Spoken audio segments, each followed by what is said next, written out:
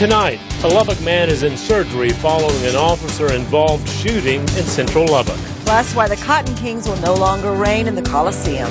And in Food for Thought, what low performer had several critical violations. Now, coverage you can count on. This is News Channel 11 at 10.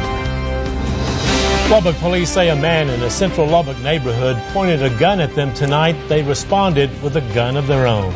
Good evening and thank you for joining us. Leading the news tonight, Lubbock police are investigating an officer-involved shooting that happened just hours ago in central Lubbock.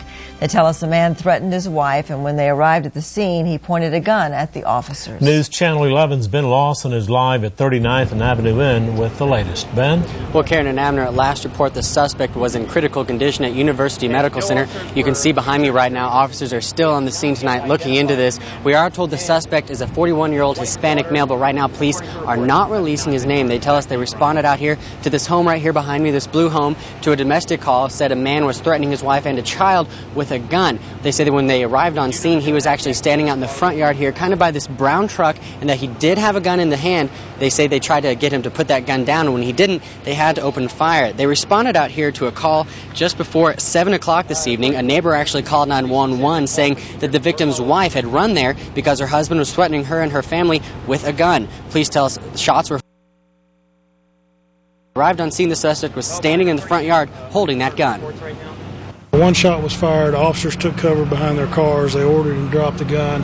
He raised the gun towards them, and one officer armed with a rifle, .223 caliber rifle, fired one shot, and the suspect fell to the ground.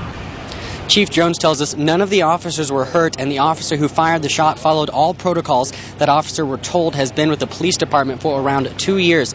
Chief Jones tells us the suspect was actually shot in the upper torso region, and again, he is at critical condition at University Medical Center. Earlier this evening, Chief Jones told us he was heading into surgery. Now, the 911 caller actually told police that the suspect had been drinking vodka and taking pills, so that may have contributed to his actions this evening. Of course, we'll keep on top of this story and bring you the latest developments on Daybreak today. Karen and Abner, back to you. All right, thank you, Ben.